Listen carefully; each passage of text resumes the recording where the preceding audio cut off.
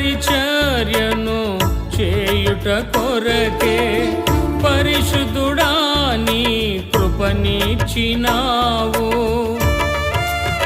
యేసు వారి ఉత్తరమిచ్చుచు తిరిగి ఉపమాన రీతిగా ఇట్లనెను, పరలోక రాజ్యము తన కుమారునికి పెండ్లి విందు చేసిన యొక్క రాజును పోలియున్నది.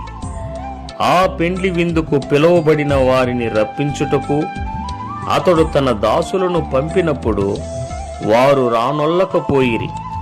కాగా అతడు, ఇదిగో నా విందు సిద్ధపరచియున్నాను, ఎద్దులను క్రొవ్విన పశువులను వధింపబడినవి, అంతయు సిద్ధముగా ఉన్నది, పెండ్లి విందుకు రండని పిలువబడిన వారితో చెప్పుడని వేరే దాసులను పంపెను గాని వారు లక్ష్యము చేయక ఒకడు తన పొలమునకును మరియొకడు తన వర్తకమునకును వెళ్ళిరి.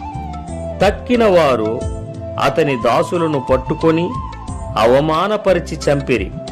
కాబట్టి రాజు కోపపడి తన దండ్లను పంపి ఆ నరహంతకులను సంహరించి వారి పట్టణము తగులబెట్టించెను.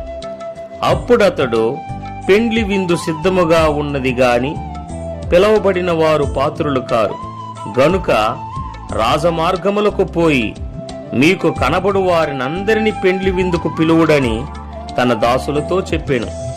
ఆ దాసులు రాజమార్గములకు పోయి చెడ్డవారినేమి మంచివారినేమి తమకు కనబడిన వారినందరినీ పోగు చేసిరి గనుక విందుకు వచ్చిన వారితో ఆ పెండ్లిశాల నిండెను. రాజు కూర్చున్న వారిని చూడ లోపలికి వచ్చి అక్కడ పెండ్లి వస్త్రము ధరించుకొనని ఒకరిని చూచి, స్నేహితుడా, పెండ్లి వస్త్రము లేక ఇక్కడికేలాగు వచ్చితివని అడుగగా వాడు మౌని అయ్యుండెను. అంతట రాజు వీని కాళ్ళు చేతులు కట్టి వెలుపటి చీకటిలోనికి త్రోసివేయుడి, అక్కడ ఏడ్పును పండ్లు కొరుకుటయూ ఉండునని పరిచారకులతో చెప్పెను. కాగా పిలువబడిన వారు అనేకులు, ఏర్పరచబడిన వారు కొందరే అని చెప్పెను.